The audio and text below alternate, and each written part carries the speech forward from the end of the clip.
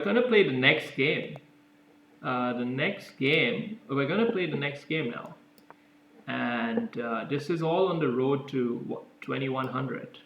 I'm making my way back, climbing my way back up to the top, and I need an audience to inspire me to actually focus.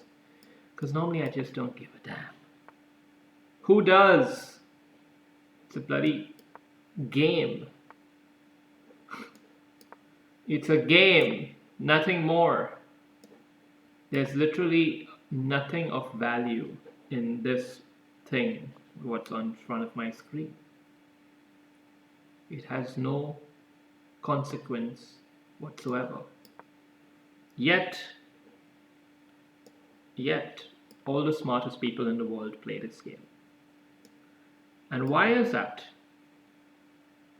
Because it is an indicator of aptitude, of intelligence, of genius in the flesh. So look at this move, b4. I saw what he was planning with c5 and I stopped it in his tracks. And now he's stunned. He doesn't know what to do next. So he played a bitch ass move like c6.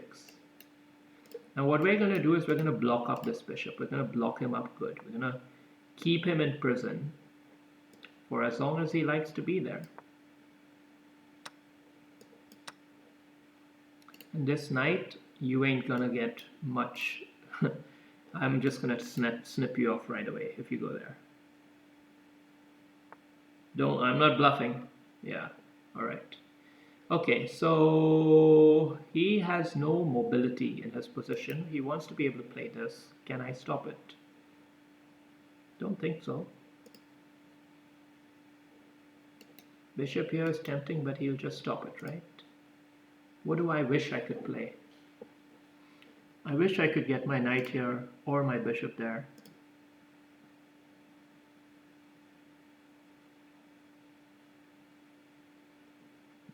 I don't see how to do it. How about f4?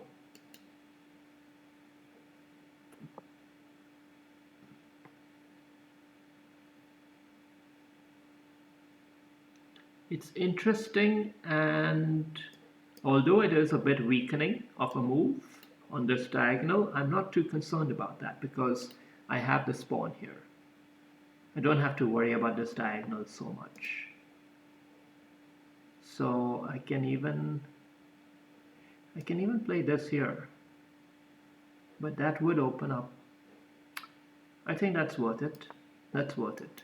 If you take and I take and we open up this diagonal, it's okay because now I have control of it. And now I could even make a move like this.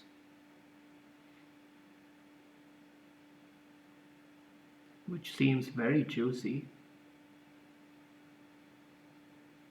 I'm gonna play that. I don't care if he comes here.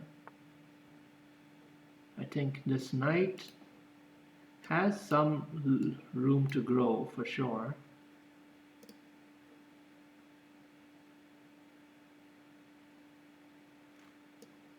But I want to keep the tension for a bit, because yeah, I don't want his pawn structure to become better just like that so easily. I want him to earn it. We're gonna castle, and if he tries to like do anything with his knight, we can always just take the queen.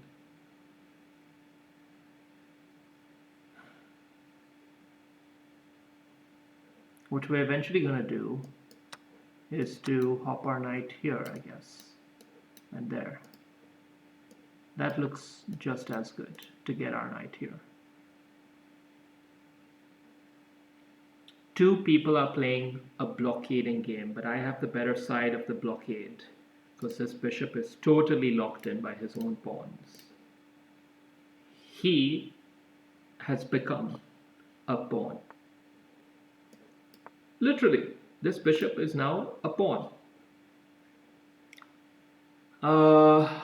He's gonna probably try this at some point, because of which we have to factor in how we want to handle it. What can this knight do? He can come here. Hmm.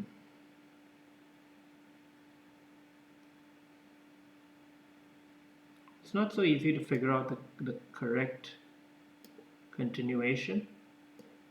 Somehow this feels a little bit edgy, but I'm okay with it. Maybe I should have gone h4. But yeah, I think I need to make slow developing moves. Slow developing moves. That's what I want to make. Grind the position into my advantage. I have all the trumps here, and now I can make slow, gradually developing moves to ease my position into a stronger foothold before we unleash the tamasha. Okay, once you've got a grip, you slowly build up the pressure and then you unleash the tamasha. Don't look to break open the screws just yet. That's just what the enemy wants. Okay, this pawn here looks the most promising.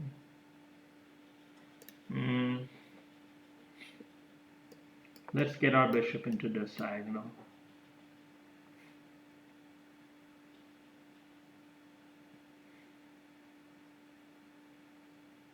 That's probably the most useful diagonal for this bishop. And maybe we get the rook here or this one here.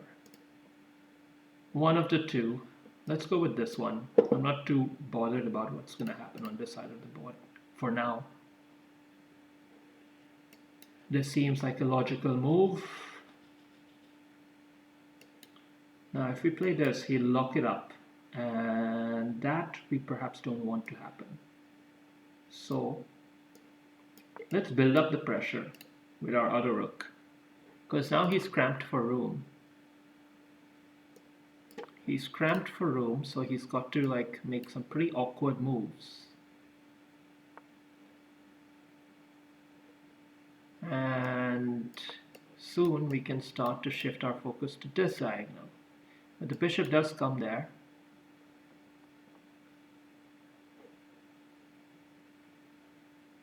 At some point we can still even move this up. We can move our king up.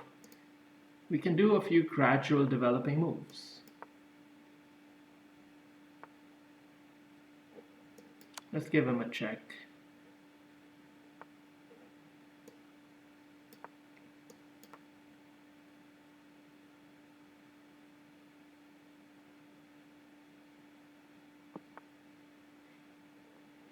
Okay, now we've got an interesting situation. Something smells tactical. I think it's just a free pawn in the middle, right?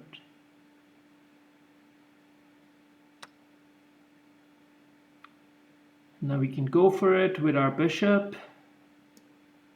Just take a clear single pawn advantage and mild positional advantage and continue playing. That's what we're doing. We're just capitalizing on our small advantages and pressuring them further, pushing them further up. This king guards off these squares and these rooks guard off those squares. So this rook is pretty inhibited at the moment, and this bishop does a good job stopping this rook. Now we have a good chance to move our rook here. I think bishop here could be a nice place to have it. Okay, he wants to open up the safe on this position. We can play this to sort of attack there, can't we? Get his rook into a more passive square. Okay, he just sacrificed it. Oh, whatever. We don't mind.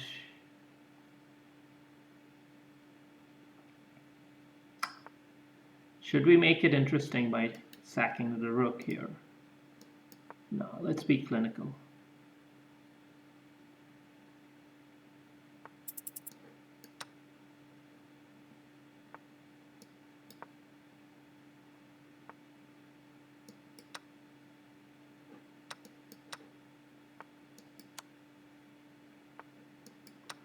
take that bishop, hone in on this, and look to mate him now.